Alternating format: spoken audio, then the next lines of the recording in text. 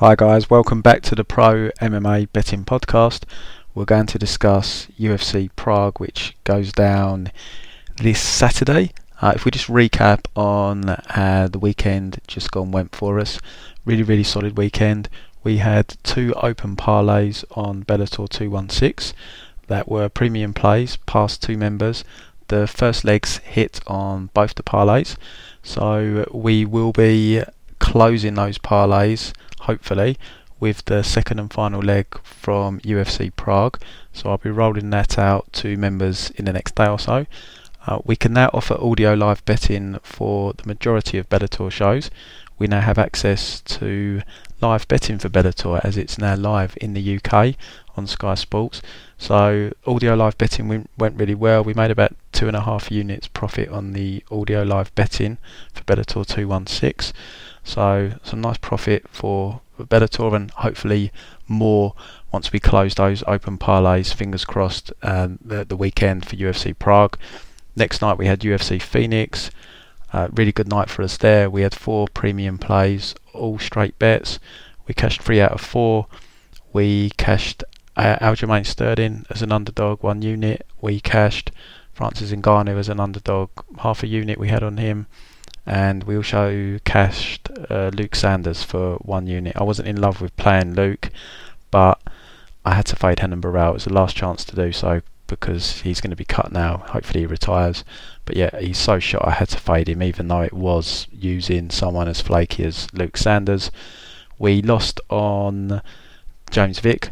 I went 2 units on James Vick. I should have just stuck with the theme of 1 unit, so it kind of ate into our profit, unfortunately. In hindsight, I shouldn't have bet Vick. Historically, I've always struggled to predict James Vick and Paul Felder fights. You put the two of them together and I got too big for my boots and thought I saw a clear path to victory there for Vick, and I was fairly confident, hence why I went 2 units on that as opposed to the other plays, which were 2 1-unit plays and 1 half-a-unit play. So yeah, unfortunately lost on James Vick, but we still came out ahead. We made 1 unit's profit from pre-bets on UFC Phoenix, and it also keeps our pre-bet UFC record intact for 2019. We are 4-0 on UFCs for premium bets this year. We had a successful night on audio live betting. We came out with about 3 units profit from live betting, so the audio live betting has been stormed at the gate since we started doing it. We haven't lost on a show yet. It's been really successful.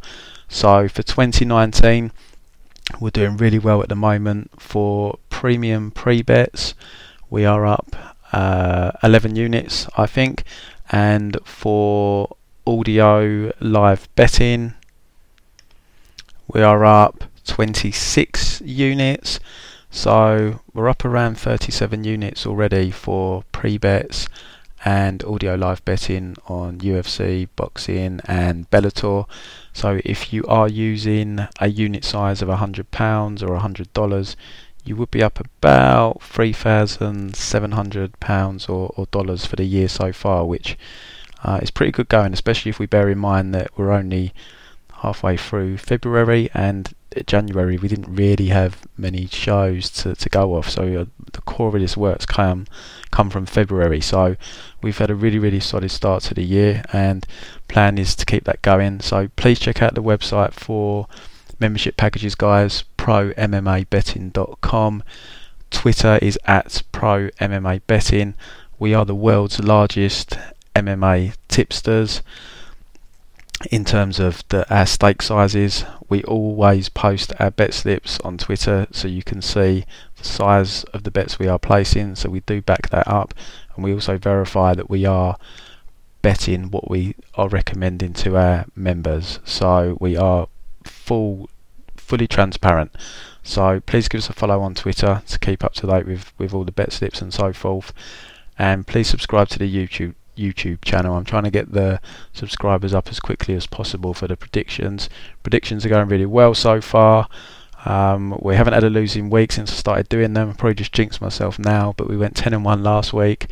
9-3 this week, so hopefully I can keep the good run going. And although I don't give bets out to you guys because it is a premium service, I do break down every fight, so hopefully that does help you in making your decisions for fights where you kind of feel you've got a good strong feeling on, and maybe me suggesting points here and there might kind of verify it a bit more for you and give you the impetus to go ahead and bet it. But premium service is available, and as I've already explained, highly profitable service.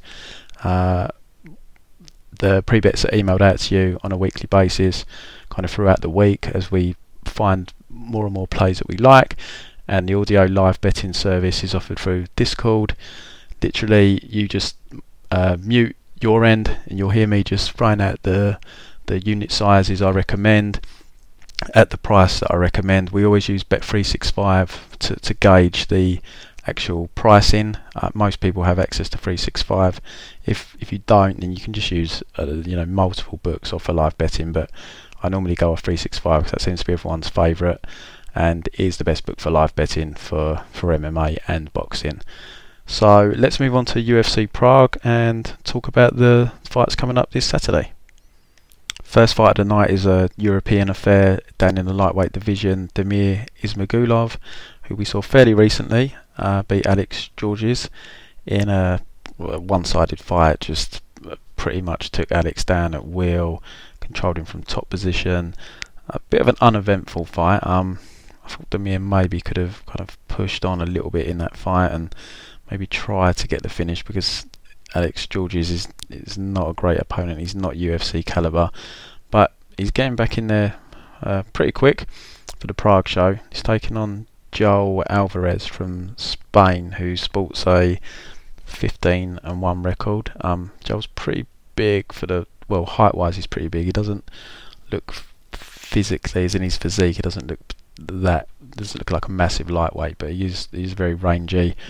From the tape that I've seen and from just looking at his record, he is a submission guy.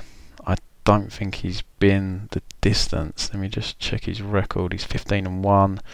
He's won every fight inside the distance, 14 by submission, 1 by knockout, and his one loss is a KO loss, which was like a spinning heel kick that he was defeated by, going back a little while, kind of 4 years ago that was, in M1.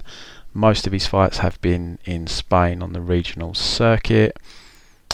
His level of opposition, it does seem like it's improved most recently, when you look at their records at least anyway. His last opponent was 9-1, before that 16-10, before that 13-2.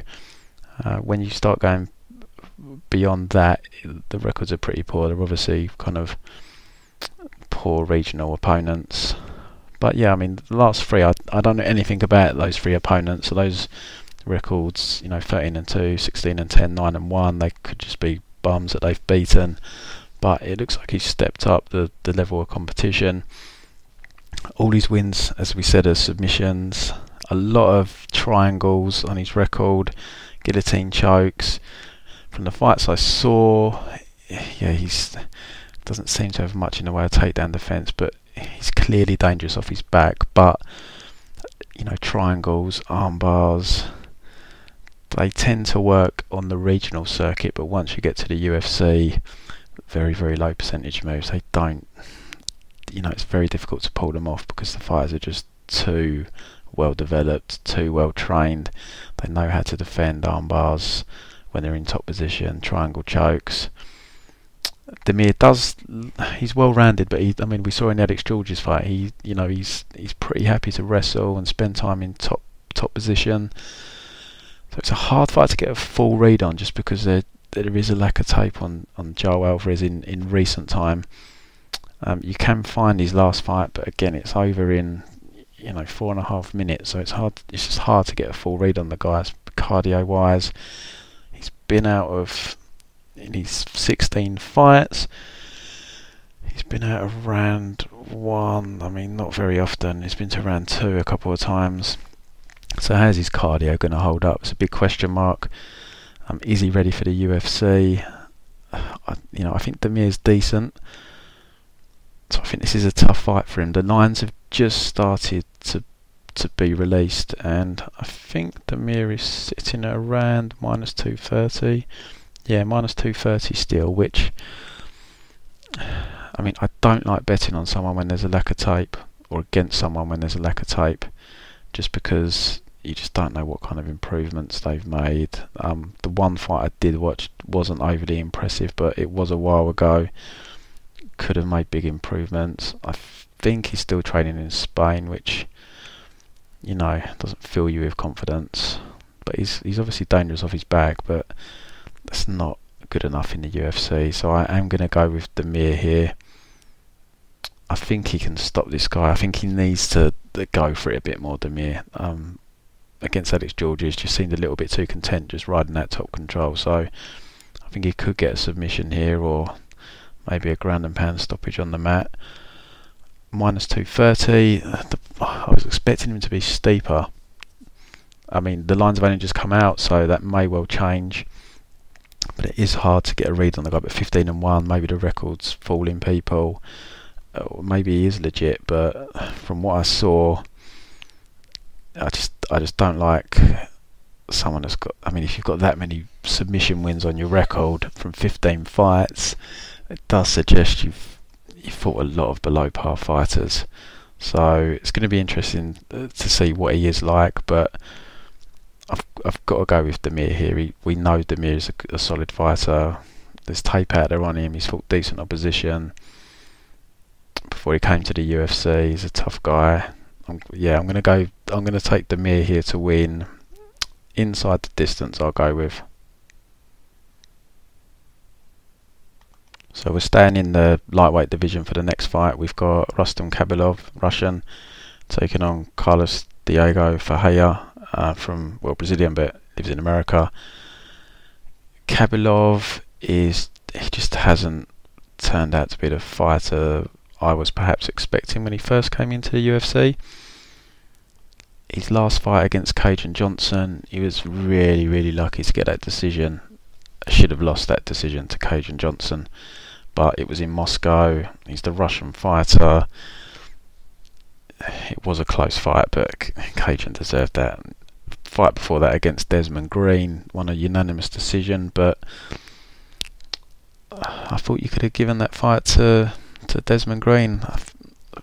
I didn't go back and watch it for tape purposes here, but pretty sure at the time I thought Des had nicked that fight.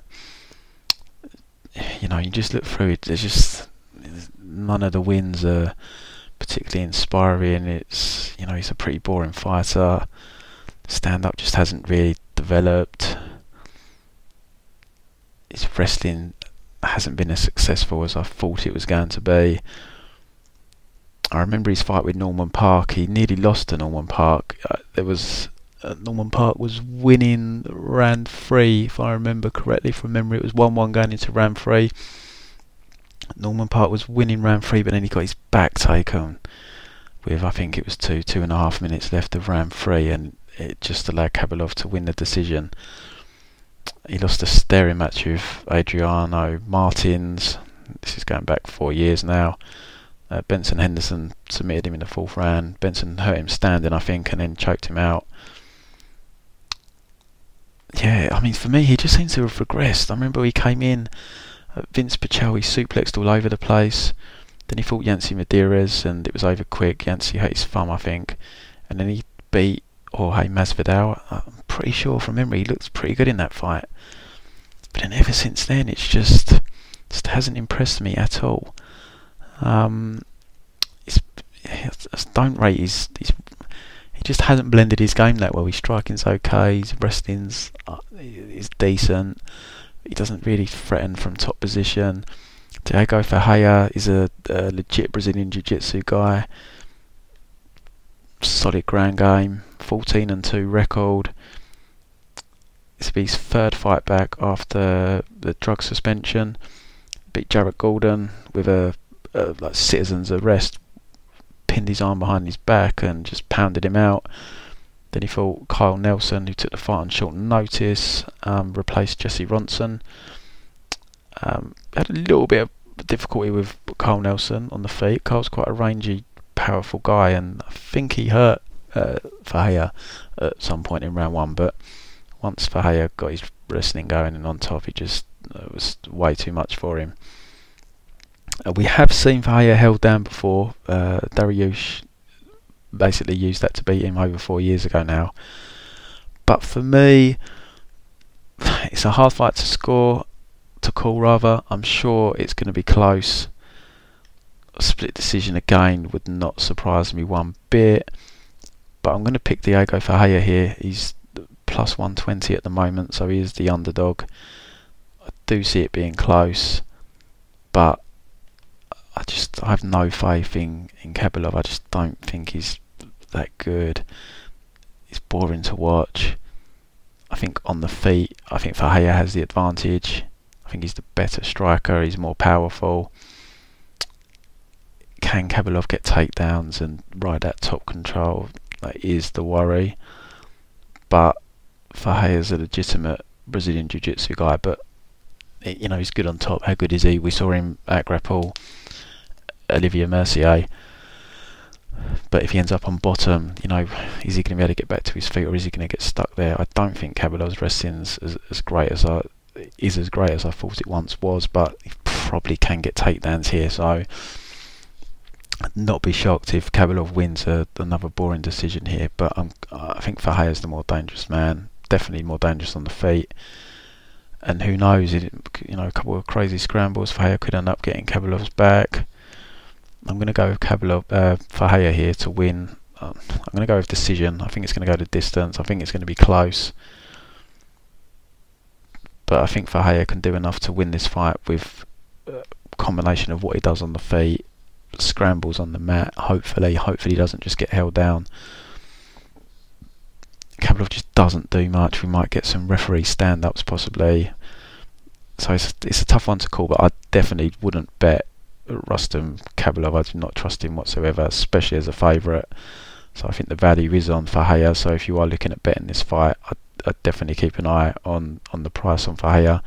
See if some money comes in for Khabibulov. I think the hype's kind of cooled off now, especially because of the last fight with Cajun, which he lost. Very lucky to get that decision. But I think the value is on Ferreira at any plus number. I don't think it's something you should be going too big on, because there are some unknowns. How is he going to deal with the wrestling? He did struggle with Dariush, but yeah, my faith in Khabibulov has gone, and I think Ferreira can put it on him on the feet. So I'm going to go for Ferreira to win a decision here. Next we move up to welterweight. We've got Michał Prazeres taking on the debuting Ismail Nordiev, the Austrian wonder boy.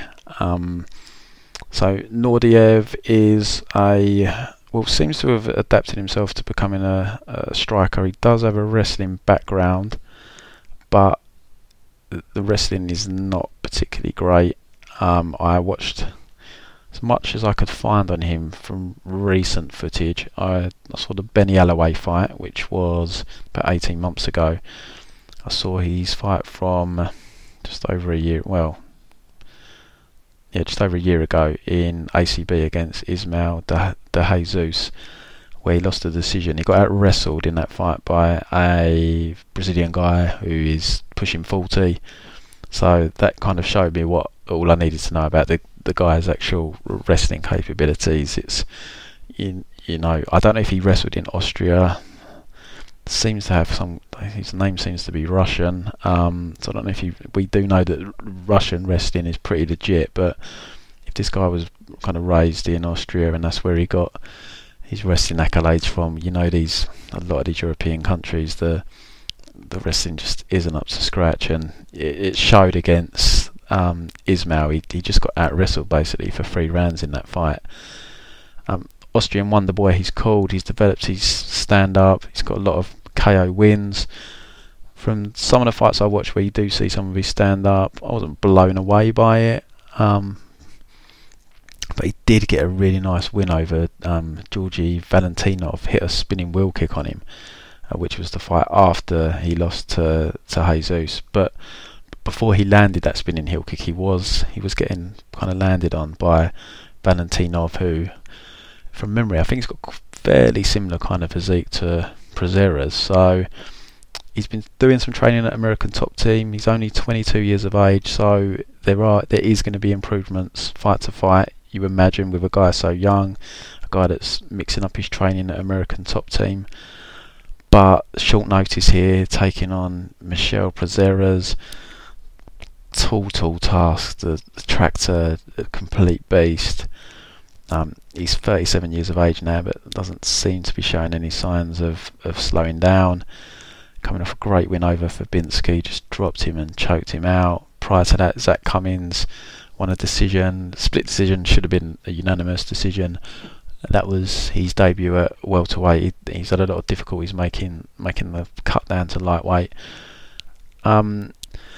We've kind of seen Prazeres given these fights before against debuting guys that are coming in that perhaps aren't ready for the UFC. We saw it with Mads Burnell. We saw it when he took on JC Cottrell. I just can't see this guy having much joy against Prazeres. Prazeres is a legitimate fighter. He can strike. He can mix in very powerful takedowns, very solid ground game. I have to go with Prazeres here.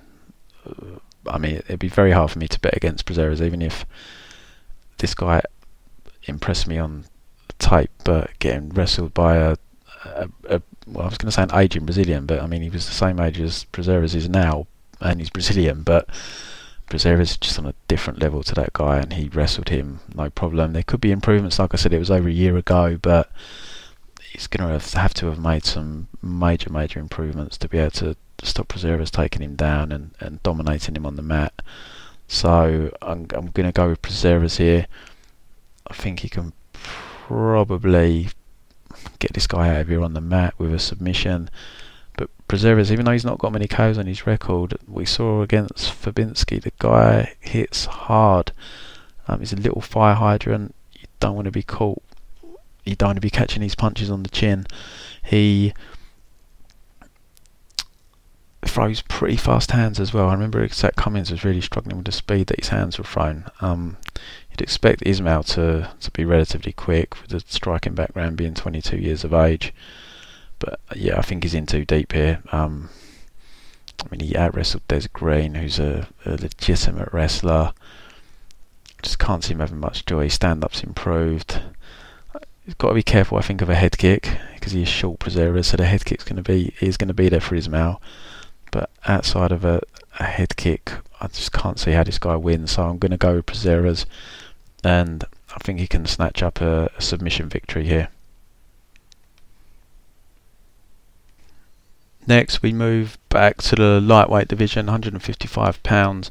We've got Damir Hadzovic taking on Paulo Hayes. This is an interesting fight. I think it's going to be a very entertaining fight. We've seen Damir a few times in the UFC now. I remember his fight with the submission guy, Marcin Held. He was getting out-grappled for 2 rounds, just completely dominated on the mat, and then I think Marcin Held at the start of the 3rd round, he went for did he go for an Imanari roll? And he got caught with a knee and knocked out completely cold by Damir. Damir does have a KO loss to Tysomov, but there's no shame in that. I mean, the fight only went 3 or 4 minutes, but you know, Damir showed that his stand-up is pretty legitimate in that 3 or 4 minutes. He was contesting fairly well until he got caught. Last fight he beat Nick Hine, outstruck Nick Hine over 3 rounds. So I think Damir's stand-up's pretty solid, and he's going to get a stand-up fight here with Paulo Hayes, who I just think his defensive liabilities might cost him here. We saw his absolute war with Maestro Kim a few years ago. If you haven't seen that fight, go and watch it. It's one of the most insane fights you'll ever see. But both men repeatedly hurt in that fight, repeatedly wobbled. I think he is a chinny Polo. If we saw him he got knocked out on the Ultimate Fighter. Gutierrez put him away. Maestro Kim had him hurt a few times on the feet. James Vick put him away in round 1. But he does bang. We saw him put away Matt Frivola most recently. That was a year ago, that fight. Wow. Put away Matt Frivola in the first round. Eventually put away Maestro Kim in round 3, as I said, in the same fight. And he won a fight on the Ultimate Fighter by KO as well. So he can bang, but not sure if he's done this camp at Alliance, but he does, or did have an affiliation with them. You could see that his stand-up had been improving in terms of he was trying to get a bit more technical, but no way I could trust this guy to fight 3 rounds technically. I think I'm going to go Teymur here. I just think he's the more technical striker. I think he's got the better chin as well. I mean, Tysonov did take him out, but Tysonov takes out everyone he lands on. So definitely I wouldn't miss this fight. If there's a fight maybe that you'd need to step out and miss, I'd make sure it isn't this one, because I think this will be very entertaining. So I'm going to go with Teymur Hadzovic by knockout. Next we go to the women's flyweight division for the first women's fight of the evening. We've got the American Julian Robertson taking on Veronica Machado from, I think she's Venezuelan or Colombia. Is she from? Yeah, it's Venezuela.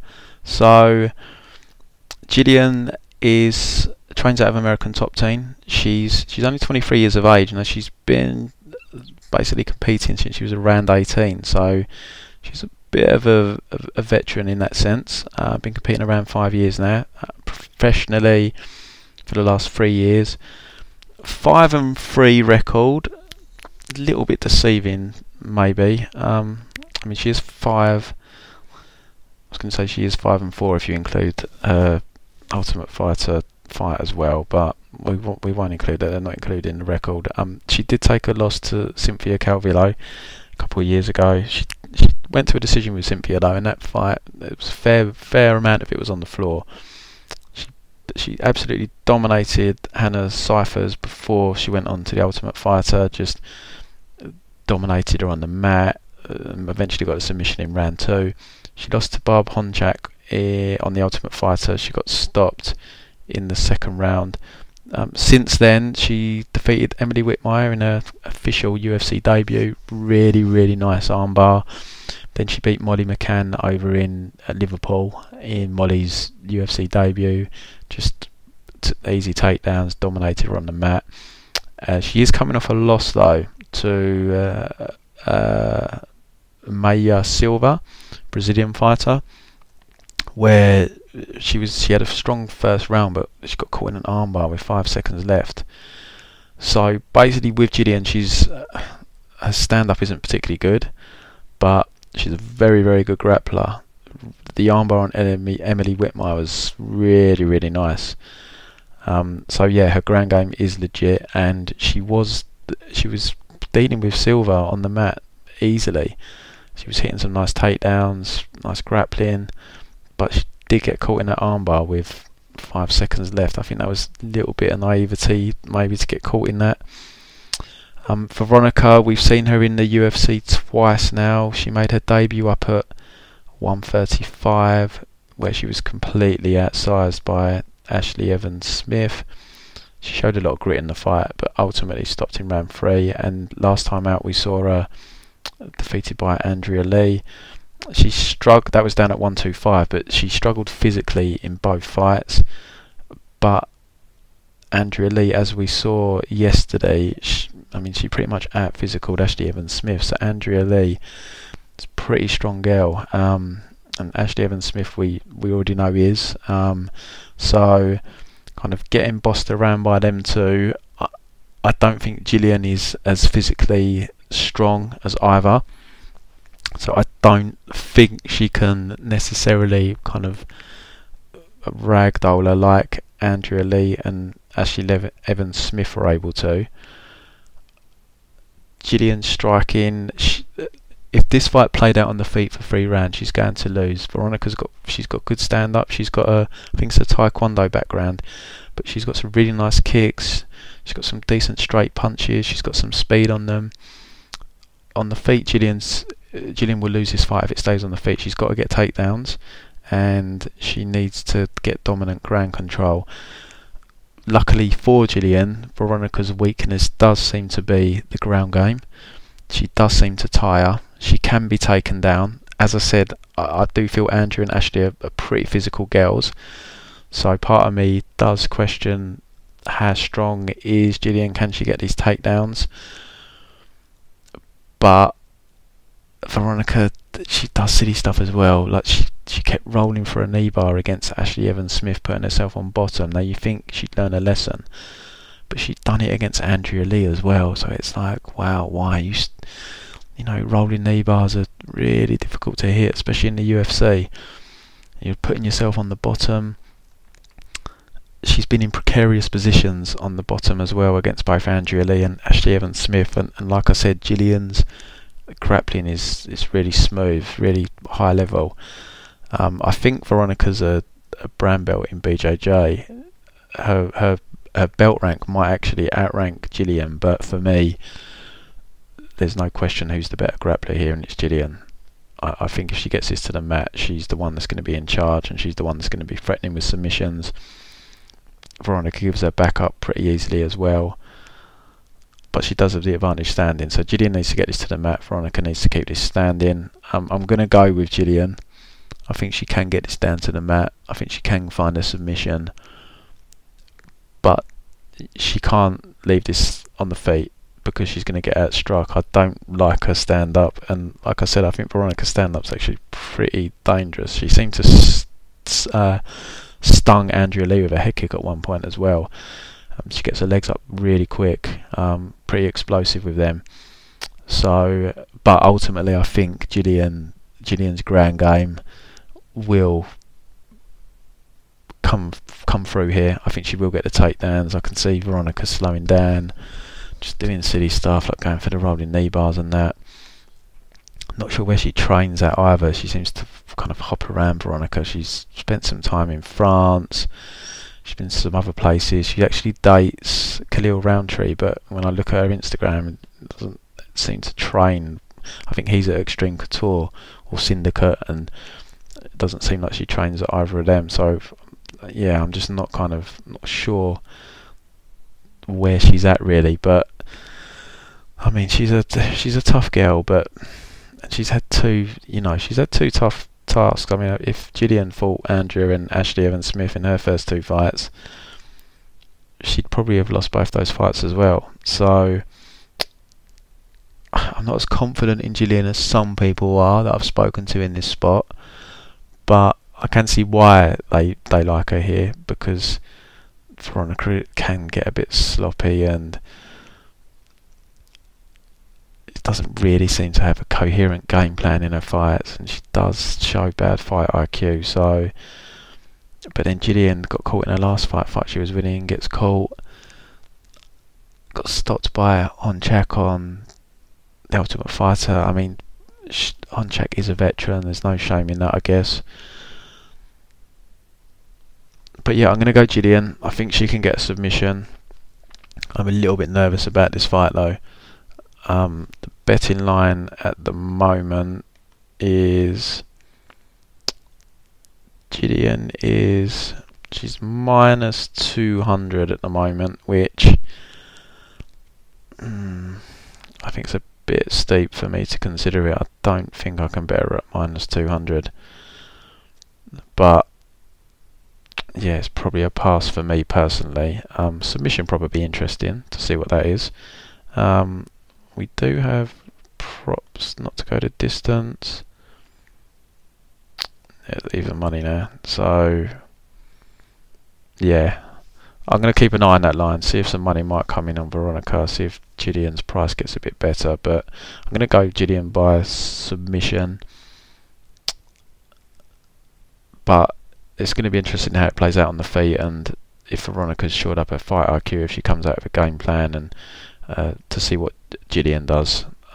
I think Julian's got to be going for takedowns here and utilising her ground game. So submission for Julian. Featherweight division next for the men. So we've got Daniel Teymur, brother of David, taking on Chris Fishgold from the UK. David is definitely the better brother. Daniel hasn't looked great in the UFC. He's got a 6-2 professional record. I always remember looking at Daniel before his UFC debut against Danny Henry.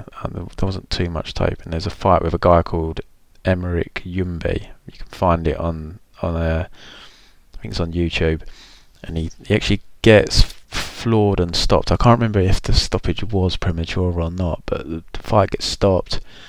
Yumbi's the winner, or you think, and then some pressure from, I don't know whether it was his team or David or a combination of both, but they managed to get the fight restarted, and Daniel managed to get the win. So yeah, I think there was a bit of a influence there from All Stars. Managed to get that restarted somehow, but yeah, he throws quite recklessly. He's very aggressive, but this does cause him to gas because he loads up on his shots. He is dangerous though, especially in round one. He does have some power. He was all over Danny Henry in the first half of their fight, but Danny Henry managed to absorb the punishment and took over the second half of the fight. I think Daniel did take that on short notice. I think he was on his honeymoon when he got the call, so maybe you could have excused him there. But then against Julio Arce, kind of slowed down in that fight as well. He was fairly competitive in the first round, but then after that Arce started to pull away. Managed to get the submission in round 3, hit a nice takedown, back control, and managed to sink the submission. So he's definitely the worst of the two brothers. He has got a fair bit of variety with his stand-up, but a lot of it is power shots. It does cause him to slow down. So I don't think he's that great, but Chris Fishgold does need to be careful. Chris is he's from the UK, grindy wrestler, but he's only had 2 fights in the last 2 years. I think he's spent a lot of time trying to develop his stand-up in the last couple of years, because if you go and watch his fight against Nick Heron-Webb, American guy, it's just all grappling. Took a year out, came back against Alexander Jacobson. He was content to use his hands. I mean, he was out striking Jacobson, so obviously that helps. If you're out striking the guy easily, why go to your wrestling? But then against Calvin Kattar, he came out, tried to wrestle Calvin immediately, but then kind of went away from that and was kind of happy to stand with him. So part of me is just a little bit worried. Does Fishgold now think he's a striker, and he's kind of come a little bit away from what pretty much got him to the UFC? Because here against Daniel, I don't really want him messing around on the feet, because I think when both men are fresh, I think Daniel's the better striker. But I think Chris can get Daniel down, or at least start to wear him down. Like I said, we've seen Daniel gas in both of his fights. So if Fishgold comes out with a heavy wrestling approach, I think he can definitely tire Teymur down. I mean, you go back and watch Fishgold's prior fights, like even his loss, which before the UFC, which wasn't a loss, it's a really bad decision, but he was just relentless with his wrestling. So I'd like to see him go back to that approach here and not mess around on the feet with Daniel, especially in round 1, because he does have variety. He can hit hard. Not sure how Chris will fare on the feet with him. I don't feel I have a full handle on Chris Fishgold, because like I said, he seems to have gone away from being a pure grinder to now maybe trying to be more of a mixed martial artist and bringing in all components of MMA. So hopefully he's not one of these guys that now thinks he's a striker, because that's going to be we saw against Calvin Kattar, that was his undoing there. but I expect him to come out of an intelligent game plan here. Grindy first round, start to wear Teymur down, and I think ultimately Chris can win a decision here through Teymur slowing down throughout the fight, Chris starting to get more success with his wrestling and top control as the fight goes on, and ultimately coming away with a decision victory. Daniel will be cut, he'll be 0-3 in the UFC, and Chris can move on. And I'd like to see it go 3 rounds as well, just to get more of an idea as to where Chris is at in terms of the kind of strategy, how his cardio looks. He did go 5 rounds with Nick Heron-Webb and seemed okay in that fight. He did lose round 5 in that particular fight, but a lot of his fights are round 1 finishes. But from when I've seen him kind of extended, he has looked okay. But yeah, I just want to get a feel for what kind of fighter he is in 2019, because a couple of years ago, full grinder. I think now he is trying to implement his striking, but there's always that fine line of not getting too far away from your roots and what got you to where you are. So yeah, I want to see an intelligent game plan here. I want to see him grinding in round 1. So hard fight for me to bet. I think Chris is about -250. I think I'd definitely rather live bet the fight if live betting's available for it. He is currently, just looking for the line, he's come down a bit, -215. Maybe if he dropped to under -200, I'd possibly consider a play, but I don't feel like my read on him, I don't like betting guys unless I feel I've got a solid read on them, and I don't feel I have one on Chris. I think we've seen from Daniel's last 2 fights what type of fighter he is, what he's going to do. Chris, I'm just a little bit unsure about still, but I'm going to pick ultimately Chris to win this by decision. Right, back to the men's welterweight division. We've got Carlo Pedersoli Jr. taking on Dwight Grant. So for me, from a betting perspective, this fight straight away screams pass. Dwight Grant is not good. I do not rate him whatsoever. I didn't rate him before his fight with who's the guy that he just lost to? Split decision, controversial split decision. Let's bring him up. It was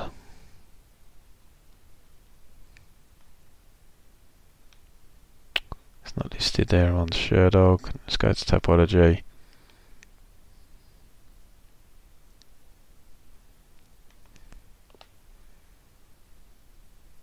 I don't know why I can't think of the guy's name. Zakotto, that's it. Yeah, awful fight. I mean, controversial split decision loss, but he didn't really do anything in that fight. I remember I passed on that fight because I watched his fight before he made his UFC debut on the Contender Series, and he just didn't look impressive to me at all. But he's got tremendous power, so that's a big danger. He's 34 years of age as well, so he's up there in age. He's not had that many fights. I mean, I've seen a lot of people saying they like Pedersoli, and I can see why. He's definitely the better fighter, no doubt about it. He's the younger guy, but it's just a pass for me because Pedersoli is coming off of a bad knockout loss to Brazilian Cowboy. Got stopped really quickly in round 1 back in September. He was coming off of 2 split decision wins against Nicholas Dalby and Brad Scott. Both were pretty tough fights. So he got the 2 wins over Dalby and Scott, then the knockout loss. But all 3 of them fights, they were pretty tough fights for him in 2018, and he's back here early 2019. I'm just a little worried that he might get caught by Grant, so I have to pass. But Carlo is definitely the better fighter. He's the better stand-up fighter. I can see him outstriking most definitely, but I'm just worried if he gets caught by Dwight Grant, because that guy does have power. The line Pedersoli is -130. You know, I think that's about right personally. So I'm gonna go with Pedersoli. I'm gonna pick Pedersoli to win a decision, but that is not a confident pick, and I would not be shocked if Dwight knocks him out. But I have to pick who is the better fighter, because I just do not think Dwight is particularly good. So Pedersoli, but especially at the current price, I recommend passing as a better. Right, we go to the main card now. So first fight is Magomed Ankalaev taking on Klidson Abreu. So Ankalaev we've seen in the UFC a couple of times now. I will never forget this man, because I had him in a double when he fought Paul Craig and was literally concentrating on whether leg 2 was going to cash or not, and then Paul Craig subbed him at 4:59 round 3 after he dominated. Absolutely incredible. He's come back since then. He beat Marcin Pricino. Marcin isn't great, but Ankalaev, he looked really solid on the feet in that fight. I've done as much tape on Klidson as I could. He's a Brazilian guy, 14-2 record, has legitimate grappling, very, very opportunistic, doesn't have very good stand-up, doesn't have the best takedowns, but he's just one of these really opportunistic guys that I definitely don't like betting against. He's got some decent wins. He's beat Victor Nemkov, he's beaten a few other guys. He's beaten Johnny Walker a while ago, admittedly. Johnny wasn't the fighter he is today, but this guy's beaten some decent names on the regional circuit. Has been KO'd a couple of times in his 2 losses, not surprising because his stand-up isn't great. So I can't bet Ankalaev here, partly because of the Paul Craig fight, but just as a better, I don't like betting against really opportunistic grapplers. I mean, all it could take for Klidson is he could be getting dominated on the feet, but if he's not out of the fight, I've seen it. I've done it with Nemkov. He just managed to snag a takedown. Nemkov tried to stand back up, just gave his back to stand, got his back and choked him out. So it wouldn't shock me if that happened here either. I remember Paul Craig got Ankalaev down a couple of times as well, which is a bit worrying. I mean, Ankalaev ultimately managed to get out of the position and get on top or whatever, but this guy's a different beast on the ground to Paul Craig. So minus 300 Ankalaev as well. No way I'd consider using him as a parlay or anything. I'm gonna pick Ankalaev to win this, but I would advise people to be very wary using him as a leg, or if you do, I would definitely suggest looking at a hedge with Klidson by submission, because this guy is very, very opportunistic. All his wins are inside the distance. Both his losses are inside the distance, so this guy's kill or be killed. And Ankalaev did get... No, do you know what? I'm going to pick Klidson here. I'm going to pick Klidson. I think so far, have I been on any underdogs yet? Oh, I did pick Verheyen. What I don't like doing is picking all all favourites, because they never all win. So you've got to throw in some dogs into these predictions. And if it's a fight I'm unsure, I normally go for the dog. And I do think Ankalaev wins this, but I've seen him sub before. Klidson's very opportunistic. I think I've picked a couple of dogs already actually. Teymur is, and Damir Hadzovic is, and Verheyen. But still, I just think there's a bit of value on Klidson line, plus 250. Opportunistic sub grappler. We've seen Ankalaev subbed, seen him taken down by Paul Craig. yeah, I don't see why. Yeah, I'm gonna go Klidson by submission. I think that's a prop that's definitely worth sprinkling some money on. And I think maybe even a half a unit or up to a unit play on Klidson's money line at the current price though, which is, let me just check, it is still minus 300. It's come down a little bit, so Ankalaev's minus 275, Klidson plus 195. Yeah, I couldn't fault anyone for putting half to 1 unit on Klidson in that particular fight. I still don't trust Ankalaev. He needs to restore my confidence. So I'm going to go with the upset there. I'm going to pick Klidson to win by submission, but his stand-up isn't great. He is going to be outgunned on the feet. His wrestling isn't the best. Even his cardio hasn't looked that great, but one takedown, one slip, one scramble, and Ankalaev could be in a world of trouble. And you know, mentally, you know, that guy gets on his back, I'm sure he's going to start thinking of the Paul Craig fight. So who knows? So yeah, I'm going to go Klidson by submission on that one. Bantamweight next, we've got Petr Yan taking on John Dodson. So Yan's back again. He's getting a lot of fights, that guy, already, because UFC are really trying to push him because they see something special in him. I'm not surprised. He's looked amazing in the UFC so far. I've been really impressed by him. Blew away Ishihara. I wouldn't say it was a war with Jin Soo Son, more of a one-sided beatdown. I just don't know how that guy stayed in that fight for 3 rounds. I'm hoping he gets matched up again in UFC soon. Really want to see him back. But yeah, pretty one-sided beatdown from Yan. And then he took on Douglas Silva de Andrade back in December. Actually had Yan in I think I had him in a double, and man, he just ran through Douglas Silva de Andrade. Really looks the part. Yan, he's very good on the feet, moves forward, switches seamlessly from orthodox to southpaw, can attack in both stances really well. He's got really good combinations, high volume, good scrambling, good takedown defense. He's got power in his hands. Really looks the part. He's taking on the very quick John Dodson, but a John Dodson who seems to be on his way out.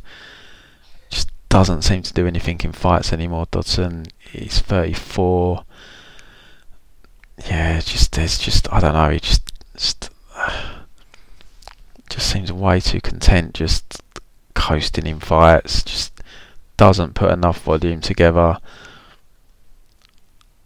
I think they've brought him in here to lose, but to give Yan a credible name.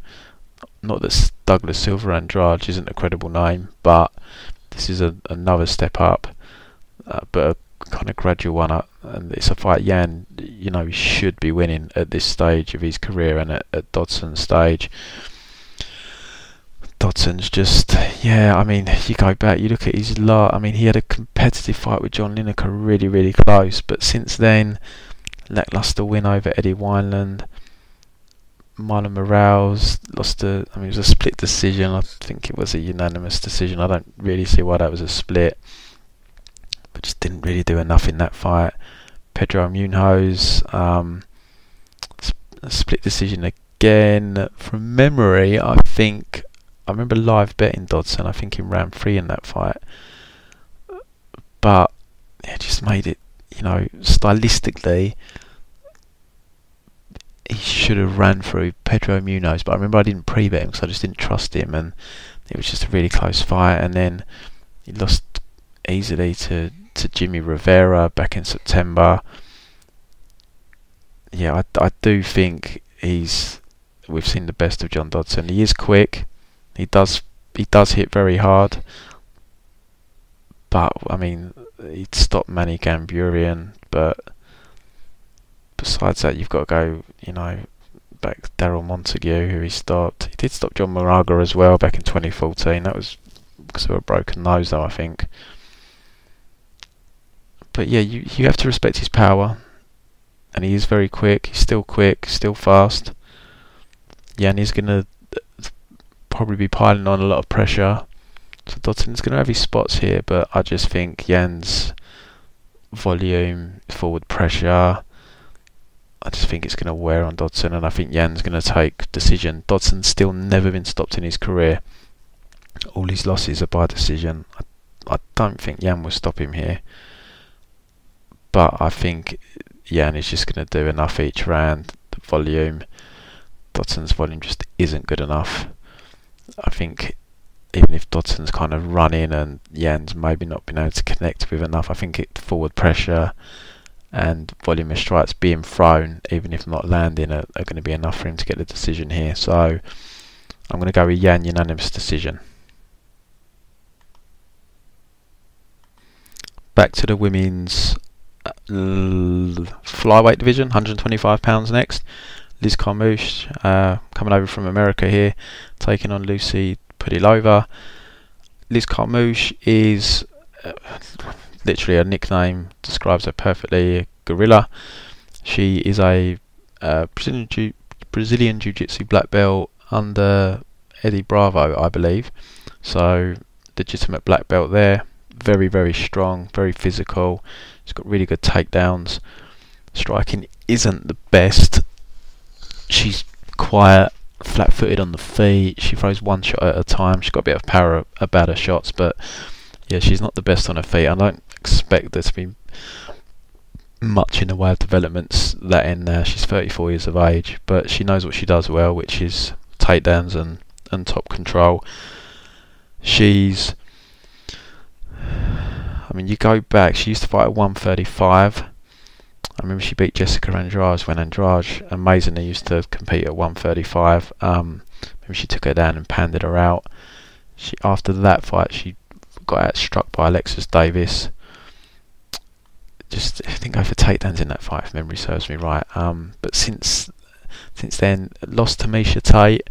She nearly won that fight. She won round 1. She managed to repeatedly ground Michał. She was winning round 2, but I think with about a minute and a half left, she was going for a takedown, nearly got guillotined, ended up on her back, and the judges gave Michał the round, and then Michał dominated the third round. Had a bit of a strange fight with Lauren Murphy, a little bit of a controversial decision there, but since then she's got a win over Katlyn Chookagian. Very controversial loss to Alexis Davis, and she's coming off a win over Jennifer Maia. So pretty much with Carmouche, she will use her takedowns. She used them on Katlyn Chookagian. She did get rocked in the third round by a head kick. Was quite badly hurt in that third round, but she was 2 rounds up on the judges' scorecards through takedowns pretty much. Alexis Davis, controversial loss that one. She had a lot of top control in that fight, a lot of takedowns. She had Alexis Davis hurt on the feet. I think it was in round 3, but she decided to take her down. But she got caught from the bottom a couple of times in really tight submissions that ultimately she managed to get out of them. But the decision went against her. I think the third round she clearly won. But I think it was the first round she spent, I think, most of the round in top control. But Alexis Davis came really close with an armbar attempt, and the judges ultimately gave her round 1 based on her nearly finishing the fight, as opposed to Liz just kind of spending a lot of the round just in top control. And then Jennifer Maia, pretty much the story of that fight was takedowns and top control for Liz. Just dominated her on the mat. Had man, etc. Pretty dominating performance there from her. So she is all about takedowns. She's very physically strong. She's got good takedowns against the cage. Lucie Pudilová is a striker, high volume striker, coming off of a savage fight with Irene Aldana. She lost a split decision in that fight. Before that, she got a win over Sarah Moraes, and she lost to Lena Landsberg in her UFC debut, which was a rematch of a fight they had on the regional scene. She's high volume striker. I'd call her a savage on the feet. She really made a mess of Lina Landsberg's face, had an absolute war with Irene Aldana. What's let her down is her takedown defence. Sarah Moraz was able to get her down a few times, pretty easy takedowns. Lina Landsberg was able to get her down at one point as well. Hasn't really shown much from the bottom, so this is what worries me here. Is it's really easy to get in on her leg. She's quite lanky, so it's quite easy to grab a leg, force her into the cage. This is what I see Liz doing and taking her down, and she hasn't really shown, from what we've seen of her on the bottom, she hasn't really shown anything at all. She will have the stand-up advantage here, so when the fight's on the feet, it's definitely to her advantage, but it's whether she can keep the fight vertical or not. She does work with some kind of Olympian wrestler, a lady. I'm not sure who she is. I've just seen it on her Instagram before, but I just don't think that's going to prepare her for the physicality that Liz Carmouche is going to bring to this fight. Strength she has. She's a legitimate grappler, like I said, Eddie Bravo or 10th Planet black belt. So on top, she's very, very controlling. Liz, very strong. I'm gonna have to go Liz here. I think Liz will win a decision. I was going to say submission, but I think it'll be a decision. I just think she'll have enough time in top control, enough takedowns to outweigh any of the success Pudilová basically has on the feet. So I'm going to go with Carmouche decision there. Men's light heavyweight decision next. I'm going to absolutely murder this guy's name. Michał Oleksiejczuk. I've said that totally wrong. If you guys remember, he's the guy that beat Khalil Rountree in his UFC debut, but he got a partial suspension for a ped of some description. He looked really impressive in his light heavyweight debut. If I'm being completely honest, he's only 23 years of age, so should still be improving fight to fight. This guy, I remember looking at his fights prior to his debut, and he was getting rocked in a lot of the fights and then coming back and stopping these guys, so it was a bit of a worry. But then Khalil Rountree, who absolutely delivers power bomb punches, he was eating his shots no problem and coming back. So it was a bit bizarre how he was getting rocked on the regional scene. But yeah, against Khalil Rountree, he throwing combination, he worked the body very well, showed solid cardio, took Rountree down and dominated him on the mat in round 3. I really liked what I saw from him, so I'm interested to see him back now over a year later. He's taking on Gian Villante, who I just don't rate Villante at all. I'm not high on him whatsoever. Every fight of his is pretty much the same. Comes out throwing left hook, right hand, gasses every fight, eats big shots every fight, loses a split decision. He's coming off a win over Ed Herman that could have gone either way. I mean, going to a split decision with Ed Herman is just not a good look. He lost a split decision to Sam Alvey the fight before that. Won a split decision over Francimir Barroso fight before that. Pat Cummins, he lost a split to. I mean, I know there was the takedown threat from Pat Cummins, but he got outstruck by Pat Cummins, man. I mean, that is not a good look whatsoever. Yeah, I'm on Michał here. I think he wins a decision comprehensively. He's got to be a little bit careful in round 1. When Villante's fresh, he does have power. He's got powerful right hand, powerful left hook. I'm really surprised the betting line's so wide though. Michał's minus 260. I was hoping to get him maybe around minus 150, but people are obviously fading Villante here, and I'm not surprised. I just don't, unless he can get him out in round 1 when he's maybe a bit cold. I just don't see it. I mean, there will be a size discrepancy here. because Michał does look like he can make middleweight pretty easily. He doesn't look like a big light heavyweight at all. And Villante is massive. I think he can kind of get up to about 250 when he's not got a fight. So there is going to be a big size advantage. Maybe money will come in on Villante once this becomes apparent. But yeah, I'm going to hold out on that one and see what happens with the price. I definitely won't pay that price on Michał. I am surprised it's that wide, but we'll see what happens. But I am picking Michał to win a decision here. We move to the heavyweight division next, where we've got Stefan Struve taking on Rogério de Lima. Stefan Struve just seems shot to me. He hasn't done his camp in America at the Blachowicz. I can't remember the name of what the camp's called now, the Combat Club. I think that might be the first time he's done a camp at home for a number of years now. So kind of a little bit of a red flag for me. But yeah, he's had 3 losses in a row: Volkov, Orlovsky, Tybura, and he's looked kind of flat in all of them. When I first heard this fight, straight away I thought, oh, this could be a repeat of the Daniel Emelianenko fight where he managed to hit the submission in the second round. But I just don't know how much Struve has left. I mean, he's only 31. That's young for a heavyweight. But he's had 7 knockout losses.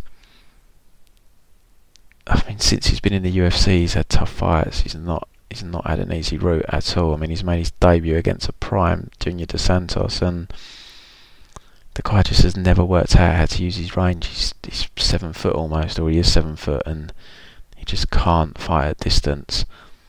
De Lima is a flake. Used to fight at light heavyweight, moved up to heavyweight for his last fight against Adam Wazirek, where he managed to, I think he actually mixed in some takedowns on Adam, but I think Adam gassed. I haven't gone back and watched that fight, but won a pretty comfortable decision. He's got power on his feet, so you know he could knock out Stefan Struve here. I'm gonna go with, this definitely isn't a fight to bet on in my opinion, unless someone has a decent plus number next to their name. Struve's the underdog now. De Lima's -145, so there's no way I'm betting De Lima as a favourite.